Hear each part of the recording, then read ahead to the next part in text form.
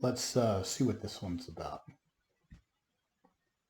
I know it's required to have highly qualified teachers in classrooms. Well, that's still in 2004 IDEA.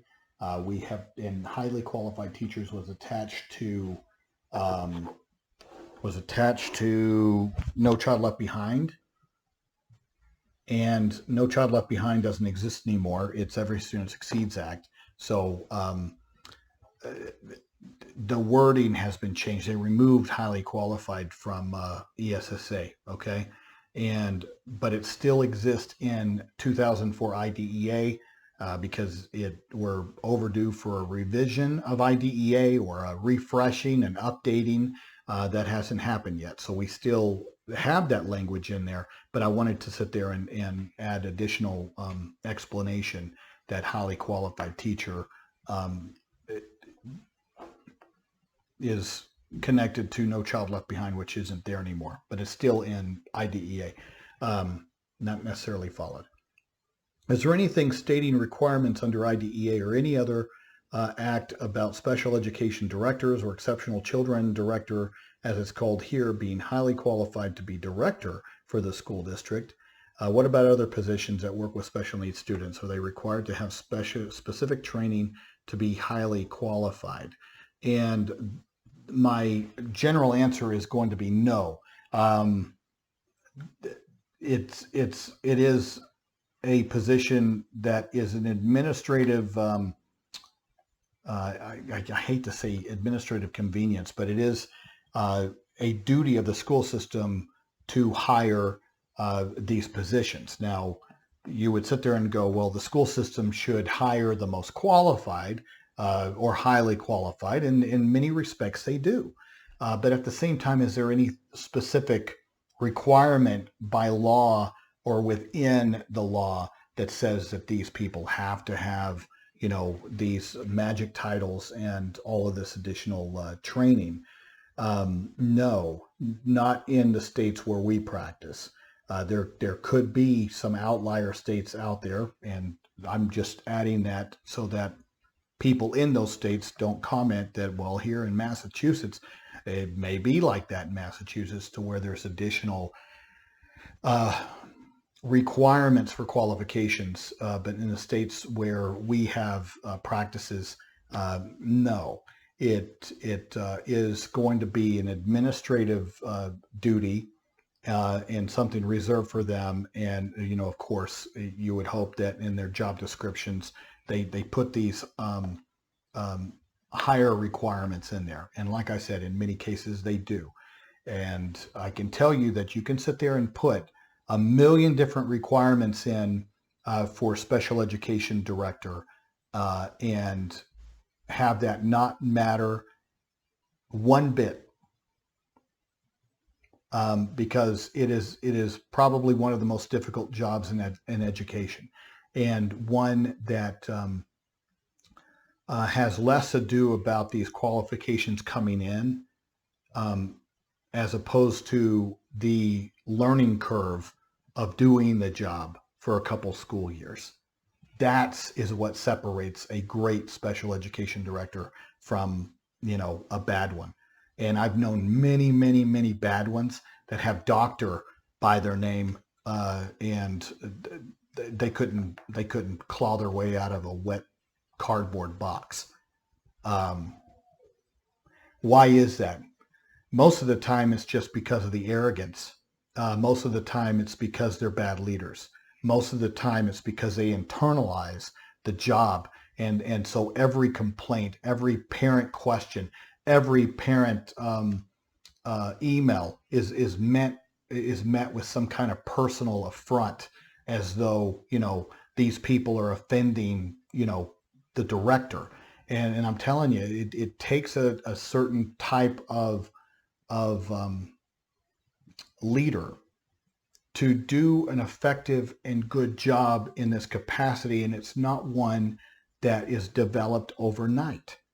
It is developed over the course of more than a few school years. And I can tell you that there's a few directors. There's one in particular that I can think of that took over for a very good special ed director when he retired, and I really like this new director, and I say new. I mean, she's been in a position now for more than a few school years, but at the same time, you know, what's what I can see as the difference is the desire and the work to become a great director and acknowledging these learning curves and then rolling with it and having to acquire a really stiff backbone to be able to take this amount of pressure from multiple areas. Okay, I mean you're talking about administrative heat for spending too much money, not wanting to get more money when the special ed department desperately needs more funding, told you're not going to get X number of aides, and then depending on the power structure within the school, having to deal with the nonsense on every level from the principals, which quite frankly create most of our due process complaints. They're not coming from special ed directors. You have a whole slew of them that are mistakes at a base level because of case manager mistakes or special ed teacher mistakes, mostly having to do with a lack of training or a lack of resources, not anything to where these are bad people or, you know, bad personalities or anything like that. That happens, but those are rare. Most of the time, it's lack of training, lack of resources. Okay? That's a whole slew of them, but most of the time, it is just bad principles, bad leadership, and a gross incompetence with regards to 504 and special education law. And that's the other half of your question. Are there other professionals within a school system, other administrators that aren't required to have this level of expertise and knowledge? And yes, principals, assistant principals, superintendents, Board of Education members, they have training modules, I see, but is there any kind of law that says, hey, you need to be competent in these federal civil rights and these programs so that you're not trampling on their rights and you're not unnecessarily creating legal exposure that then takes additional funding out of our schools because the parent has a right to have their attorney fees recovered justifiably. I don't feel bad about that, guys. A lot of these problems are fixable. And so if you're not going to have the wherewithal as a superintendent or as a board of education to raise the bar of competence in the administrators that oversee and are responsible for these civil rights laws, then sorry, those are preventable issues. And if you've chosen not to do that, then I'm sorry, you're going to see me all the time until you do raise the bar. And so with these good directors that take time to develop, you know, because it's an understanding of this area of law. It took time for me because you have the law, but then you have within each point about 25 different possible ways that you can interpret it and go. And you sit there and you go, well, why is that? It's intentionally written that way, guys, so that there's flexibility for the IEP team because every one of our kids is different. And so we've got to make the consideration to truly individualize our program. We need that flexibility in the law. We don't need rigidity.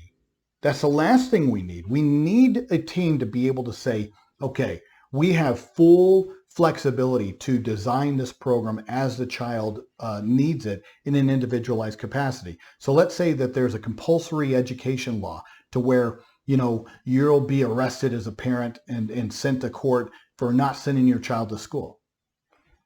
See, that's a black and white. That's a law.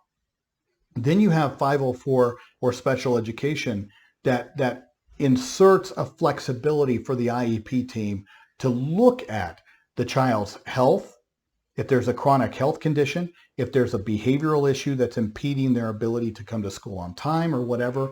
And at that point, the law is flexible enough on the civil rights side of it to where an IEP team or a 504 committee can sit there and protect that child, insert services to rectify and provide the flexibility for the team if they need to sit there and modify the child's attendance, as long as FAPE is being provided. So you see, in those areas, you can teach the law all day long, but it takes a little bit of time for a special education director or a principal to understand the flexibility that is there and available. And it does take a little bit of time.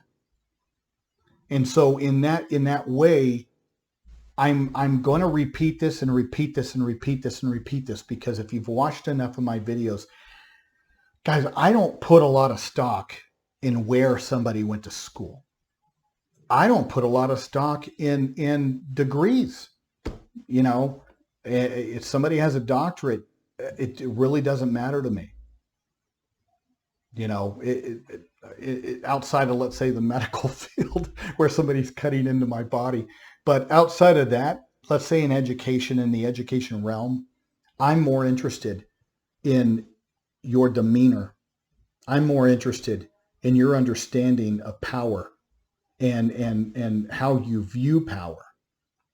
Okay? Because if you love it, I don't want you. If you love power, which means, asserting control over other people, I don't like it. I don't like it when the government does it. I don't like it when individuals do it. Okay? That's just, it always ends up in disaster, because who are you and to sit there and really tell anybody else what to do? You know, it goes back to the old adage of don't throw stones at glass houses. None of us are perfect. And quite frankly, outside of our little narrow areas of expertise, what position are we in to sit there and assert some kind of dominance and control over other human beings, including children? Okay? It's a delicate thing, power is.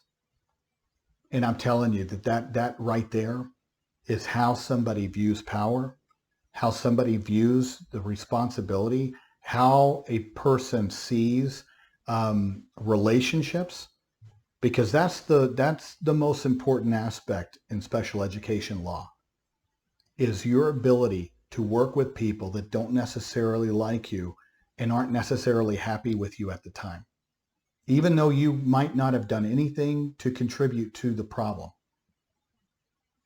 How are you managing those relationships? Are you being proactive? Are you being transparent? How are you accepting responsibility, even though you might not have done it? The buck stops with you. How are you allaying the concerns of the parent moving forward so that those mistakes don't happen again? Ownership of problems would cut down on so many special education suits. If a staff, if an administrator just took responsibility for some of the mistakes. We as parents understand mistakes are going to happen. We make mistakes as parents with our very unique, differentiated learners known as special education kids. We don't have it figured out, so we don't expect you guys to be perfect. But I'm telling you, arrogance kills an IEP team. Deception kills trust on an IEP team. Dominance and asserting power, putrid power, petty power, kills a relationship on an IEP team. Doing the opposite, showing compassion, empathy, patience, love, understanding the value of relationships, being proactive, transparent, working collaboratively and cooperatively instead of commanding, being an example for people to follow, because people will follow that kind of leader. People will follow that kind of leader. The other kind of leader, they're only following them out of fear. But in their own mind, they view that person as a petty, small individual. And they cheer when that person retires or leaves. And I've seen it happen time and again. That's why I don't like the government, guys. Our current government in this country, where are the leaders? Where are the examples?